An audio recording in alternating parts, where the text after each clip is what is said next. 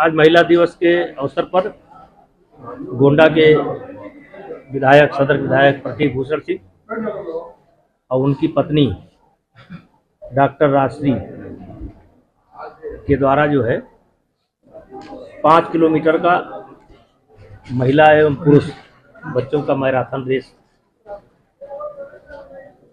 का आयोजन हुआ था, जिसके समापन पर मैंने भी अभी भाग लिया और बहुत अच्छा कार्यक्रम रहा। लगभग 600 बच्चों ने प्रतिभाग किया है। नेताजी, अबू आजमी ने जिस तरीके से औरंगजेब को लेकर सवाल खड़ा किया, तमाम ऐसे लोग हैं, यहाँ तक कि समाजवादी पार्टी भी उसका समर्थन करती है। उनके द्वारा ये कहा जा रहा है कि वो आक्रांता नहीं थे, वो सम्राट थे, एक अच्छे शासक रहे हैं और उनके समय में जो भारत सोने की चिड़िया राजा है वो गलत है और जन भावना औरंगजेब के विरोध में है। वो भले प्रमाणित कर रहे हो कि वो अच्छे शासक था, ऐसा नहीं है कि सब खराब ही खराब होता है, लेकिन हिंदुस्तान की जो मानसिकता है वो औरंगजेब को अच्छा शासक नहीं मानती है। जिस तरीके से अखिलेश यादव ने भी उसका समर्थन कर दिया है औरंगजेब को उनके सेवन में, अब ये उनकी मजबूरी कह सकते हैं आप, और यही सब कुछ ऐसी बातें हैं जो सपा को एक हाशिए पर कर देती है।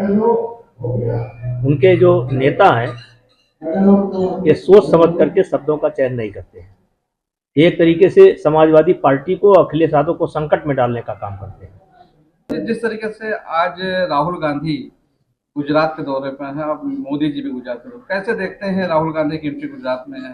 राहुल गांधी को अब लोगों ने सीरियस लेना छोड़ दिया है और दौड़ा तो उन्होंने, हमको लगता है कि पिछले कार्यकाल में भी बहुत दौड़ा किया उन्होंने, कश्मीर से कन्याकुमारी तक पूरे देश का भ्रमण कर डाला, लेकिन जो अपरिपक्वता है वो एक शब्द जब मुंह से निकाल देते हैं तो वहीं पर उनका सारा दौरा समाप्त हो जाएगा। जिस तरीके से केजरीवाल विपिन में गए हैं और काफिले के साथ गए, कैसे देखते हैं? केजरीवाल जो गए हैं विपिन में ध्यान के लिए और काफिले के साथ गए हैं पंजाब में, कैसे देखते हैं? लोग सवाल उठा रहे हैं। देखिए, 10 साल तक बड़ी चालाकी से, धूर्तता से उसने दिल्ली का शासन किया और दिल्ली के जनता का मोह भंग हो गया। अब आप लोगों ने हमारी बाइट पहले भी ली थी, जब लोग केजरीवाल को बता रहे थे कि नहीं वो हटेगा नहीं, तो उसके पहले मैंने कहा था कि केजरीवाल को इस बार दिल्ली की जनता हटाएगी और वही हुआ। और अब मेरा मानना है कि आने वाले समय में जो दिल्ली के अंदर संघर्ष होगा वो कांग्रेस बनाम बीजेपी होगा, उसमें केजरीवाल आउट हो जाएंगे। आरएसएस के एक नेता ने ये कह दिया कि महाराष्ट्र में रहना है तो मराठी जानना जरूरी नहीं है, जिसको शिवसेना या तमाम ऐसे लोग हैं जो इसको मानते हैं कि शिवाजी का अपमान किया गया। नहीं, देखिए, भाषा से किसी का अपमान नहीं होता है, कौन का किस परिप्रेक्ष्य में कहा। अब हर भाषा वाले हर जगह हैं, हमको नहीं लगता है कि हर लोगों को मराठी आती होगी, लेकिन कुछ दिन अगर रहेंगे तो वह अपने आप सीख जाएंगे। जिस तरीके से दिल्ली में सीएम रेखा गुप्ता जी ने और आतिशी के बीच में नोकझोंक हो रहा है, प्रदर्शन हो रहा है, कैसे देख रहे हैं? आतिशी जिस तरीके से हो मचाए हुए सदन, अब